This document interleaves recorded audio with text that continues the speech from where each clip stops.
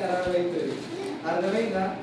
ఇది మంచిది కాదు. దీన్ని స్టోరేజ్ 3 నెలలు అయింది మనకు తెలుసా? ఇది ఉంది కదా, ఈ థమ్స్అప్ ఉంది, బిస్కెట్ ఉంది. నిన్న చేసిన మనం తింటామా? తింటాము. ఇప్పుడు ఈ చాక్లెట్లు ఉన్నాయి, ఇవన్నీ ఏమేమి జంక్ ఫుడ్.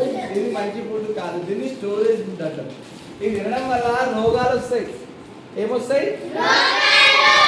చాలా మందికి కడుపు నొప్పులు ఇట్లా ఉంటాయి కదా, కడుపు అరగకపోవడము. చిన్నపిల్లలకి ఏమైతే కడుపులో నట్టాలు కూడా అవుతాయి.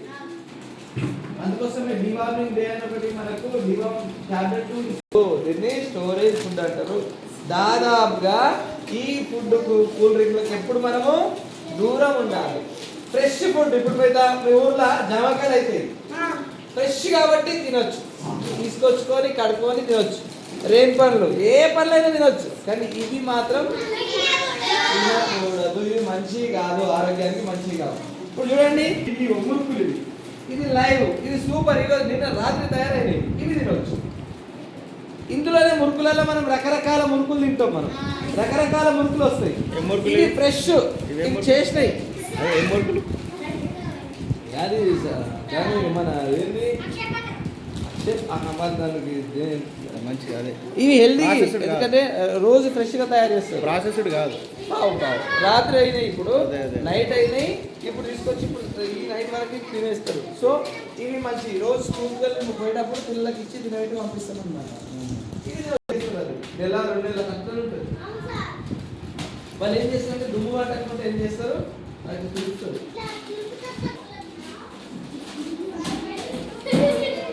విశాల్